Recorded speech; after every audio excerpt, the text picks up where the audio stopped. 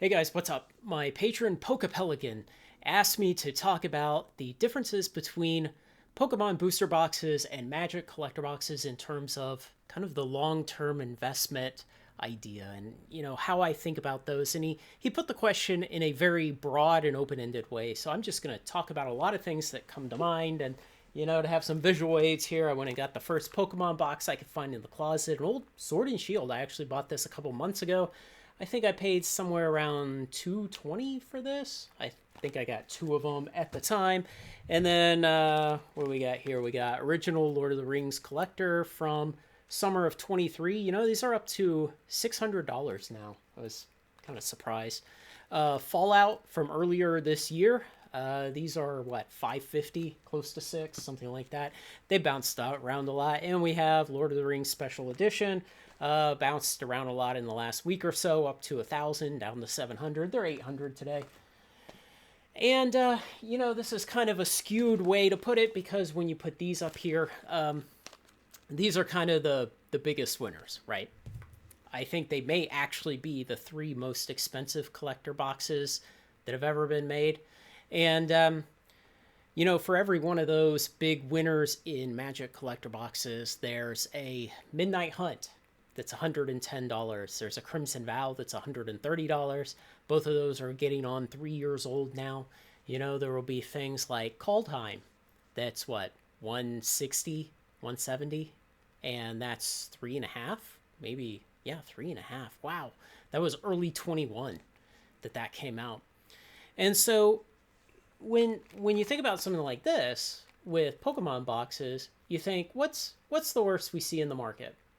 Late 2021, Pokemon Company dumped 6 expansions of reprints all onto the market within about a 6-week period, and they absolutely annihilated the market. And what we saw in the time afterwards was Fusion Strike boxes for $90 delivered to your door, Battle Styles for $85 delivered to your door, Chilling Reign for $85 delivered to your door. I remember Mason at Cardinal Gaming, he made a really great video back in that time period, and he was showing what his distributors were offering, and they had these very, very kind of poison pill packages that they were requiring card stores to take. And it was like, if you want a case of Brilliant Stars, you were going to have to take, and it was ridiculous. It was something like maybe 60 or 70 boxes of Fusion Strike to get a case of Brilliant Stars. And, it was just kind of a side effect of the time period that they had dumped so much on the market and they had crushed the entire market at that time. But, that was a really, really wild one-off case. Pokemon booster boxes don't normally do that. They don't normally go down into the 80s. In fact, right now, what do you see? The cheapest thing is, I think, Scarlet and Violet base. It's about $95 market price on TCG Player. And you look back at all those old Sword and Shield boxes, and the cheapest one nowadays is Battle Styles at about $130. Wholesale costs would have been 90s to 100s, depending on where you were buying from.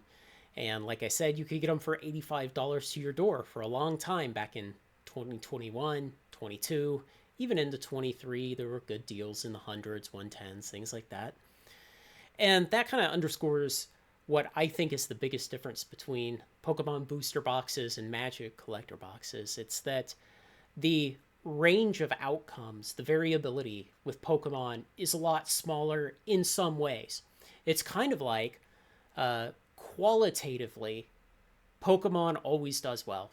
And when I do those videos and I show the long-term performance of the last 3 generations before Sword and Shield, of how all those 36 different booster boxes have done over the last decade, and you see that the compound annual growth rates bottom out at about 15%, and they go all the way up 25s, 30, 35, some of them into 40% compound annual growth rate. And so qualitatively, Pokemon does really well. There are no Pokemon boxes that are 5 years old and doing badly. Where you can look out and you can find Magic boxes that are, some are 5 years old. There's some that are older than that and are still done badly. I mean, go out and look up a Dragon's Maze booster box. It's the worst performing maybe product ever for Magic. And I want to say those boxes are on 12 years old now, something like that. And they're, what, 130? They just really have never appreciated because they've never had any great cards in them. None of the cards in them ever became valuable later on. And so, pulling out a bunch of stuff like this, it's kind of deceptive.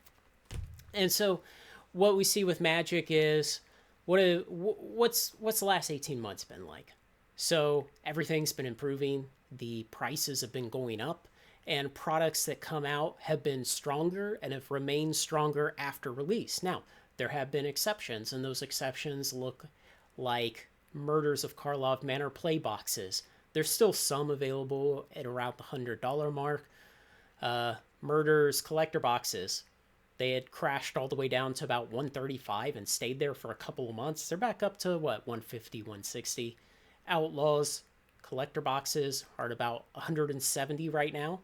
But those are really the standout losers of the last 18 months of Magic. Most products have done really well. We've had things like Wilds of Eldraine collector boxes in the high 200s. Lost Caverns of Ixalan collector boxes, they're what, 310? Something like that. Both of those are standard sets, and the collector boxes are doing that well. And so what you see with Magic is that qualitatively, it can be really bad all the way up to really good. Really, really good. I mean, this was $1,000 like a week ago. It's $800 today. None of us really worry that much about it. $200 swing in a week. A year from now, it'll be $1,200, $1,300, $1,500. I don't know. Be a lot more than $800 in a year from now. But with Magic, those swings can be very, very high, and they can straddle that line from terrible to really great. Where with Pokemon, it's more of really good to unbelievably good on the long term.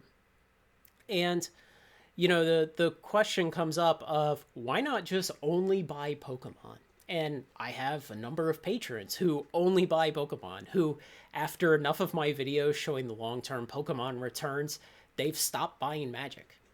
And the reason that I don't do that is because of that variability. Because you can get something like this where, I bought some of these at $280, I bought some more at $380, and now they're $800. You have that kind of crazy variability, and that's, some of it's kind of exciting and fun in terms of investment, since this is kind of, I'm not relying on this business to feed my family or provide for my retirement one day.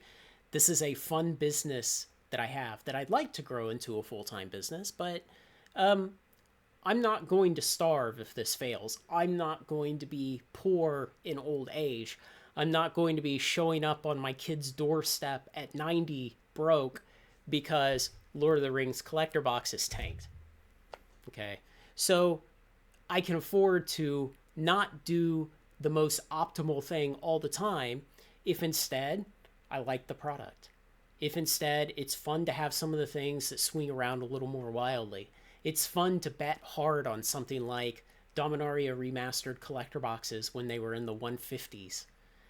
So to me, it's not all about wringing the absolute most money out of all of it.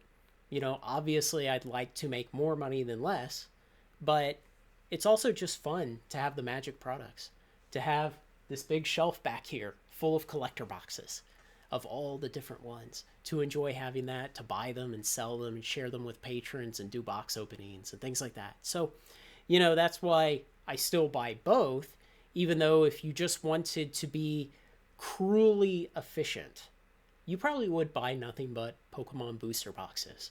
It would sure simplify things for you. You would do a lot fewer transactions, buying things up and establishing your positions. And eventually when you go to sell, it would probably be a lot easier. But I enjoy these products. I enjoy Magic, and I enjoy the things they release, and I enjoy owning them, and I enjoy how they run up and down in price, and generally up in the long run, even though not as well as Pokemon does. So I see the trade-off between the two of just being variability and volatility. Magic has a lot more volatility to it. Pokemon has a lot less. The volatility is all generally to the upside with Pokemon. It's just how much to the upside in the long term. Because again, there's not a single Pokemon box in the last decade that's doing badly that's over 5 years old. And the only box that's doing badly that's under 5 years old is arguably Battle Styles. And Battle Styles is what, 4 years old, and it's $130.